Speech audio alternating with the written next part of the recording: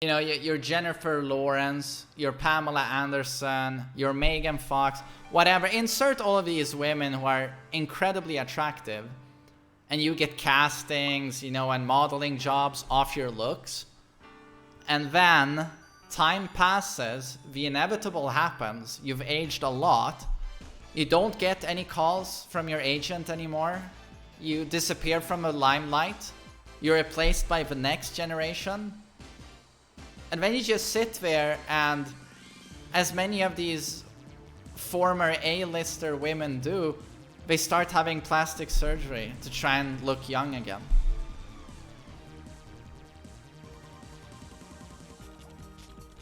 Honestly, it's so dark that it's so off-putting.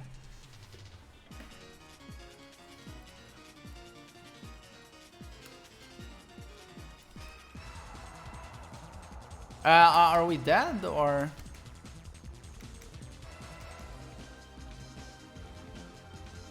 They're all millionaires. Yeah, they are, but it's all relative, you see. Because you decide the value of those millions. And they live in a little bubble. They live in Hollywood, Hollywood Hills, where their neighbors are also millionaires. So that doesn't mean anything to them at that point. We're so used to it. Luxury everywhere, billions of dollars. It means nothing suddenly.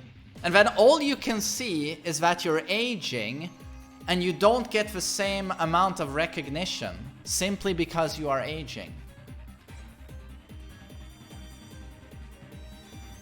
I mean, trust me, don't underestimate how much it can fuck with you, I think, to get that much recognition, you know, from all directions of society, from millions of people, and then suddenly it all stops when you're older. I don't think any millions of dollars in their position are going to help. And I think testament to that are all of these, you know, people have spoken out about plastic surgery, and it's all relative. It's all relative. You know, I can be happier with a couple of $1,000 in my bank account, or $500. I can put more happiness and meaning into that sum of money than some A-lister can do with millions in the bank. I'm just saying it's all relative.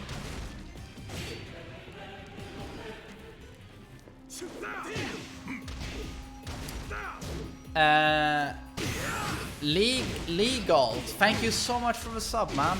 I really appreciate it. Thanks so much for helping out the stream. And K Kevin 1999, huge thanks for the resub, buddy. Really appreciate it.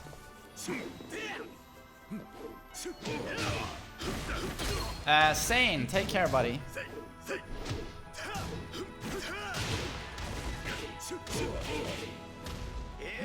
I thought you were German, not Swedish. No, I am Swedish. Swedish. KO. Round 3. Fight.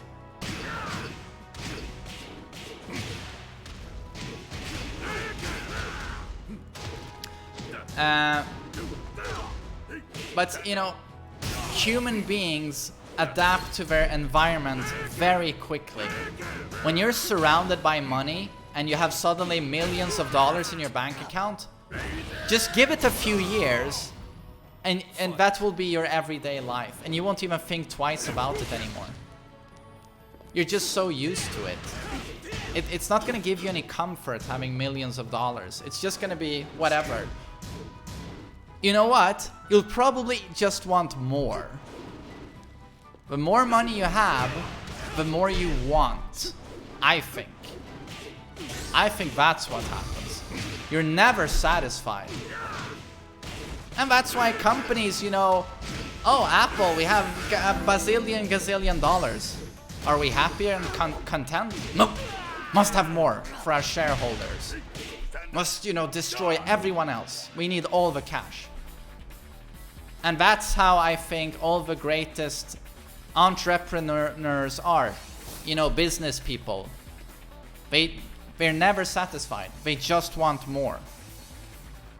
It's because you start looking at your surroundings.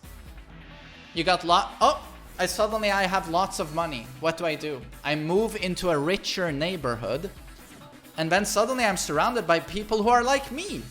So suddenly I'm not the rich guy anymore. I'm one of the rich guys. And oh, lo and behold, my neighbor has more money than I have. He has a bigger car. Why does he have 3 swimming pools? I only have 2. I want more money. And that cycle, I think, never ends. It just continues. Especially in this world that has shrunken down to the size of a phone. On social media, you have access to the entire world. You can see in 2 seconds if someone has more money than you or a bigger car. And you're never happy, never satisfied. Someone always has bigger breasts, a bigger car, or is more good looking, more ripped, better at Tekken. You know. And that's why people are so unhappy these days. People just want more and more. And with social media, it's more apparent than ever who has more than you have. So, human beings very prone to anxiety. This is not good.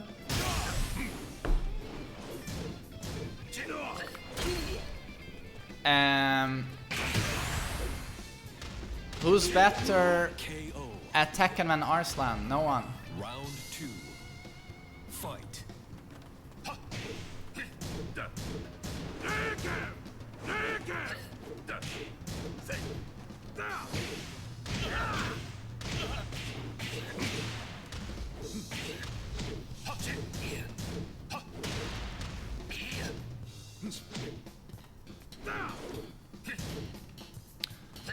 Throw away your phone and cut off the internet. Well, you could do that, but you don't have to do that. But you have to be very careful these days with your outlook on life. Very careful about yourself, because I think we live in times where it's very easy to build up a lot of anxiety if you're not very careful.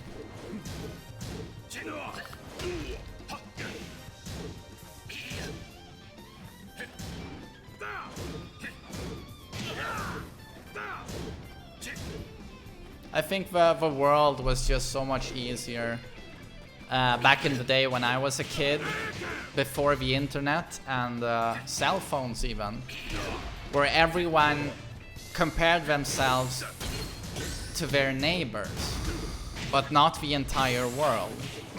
And I could be the best at Tekken in my school because we didn't compare with the rest of the world, you know, or a woman in my building could go around multiple blocks and teach children piano. That was how she made a living. She was known as a piano master within our little region of blocks, because she was the best at that. But today she's nothing, because a kid today picks up his smartphone within 5 seconds, YouTube or Google search. Oh, there's a guy on YouTube, he has 6 million subs, and he teaches how to play piano, and he does it perfectly.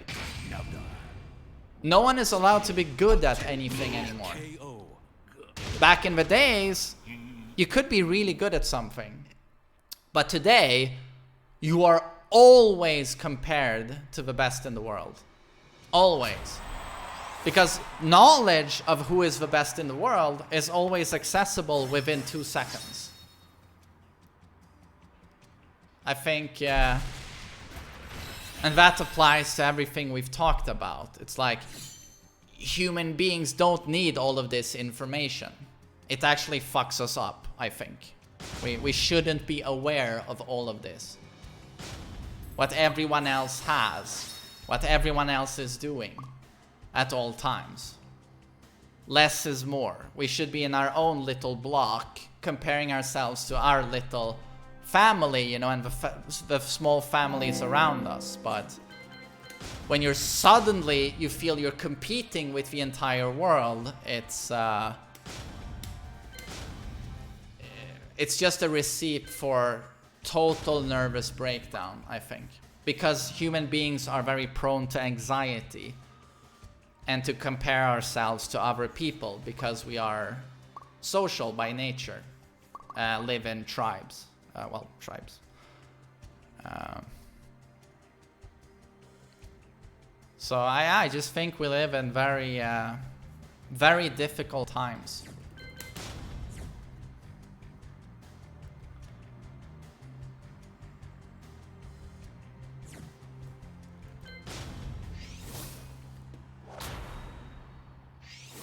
I mean, I've certainly had to overcome a lot of anxiety in my life, as I talked about in my my life's greatest mistake video. And I'm of course not unique in that. But I'm just happy I've been able to conquer most of the anxiety I've carried.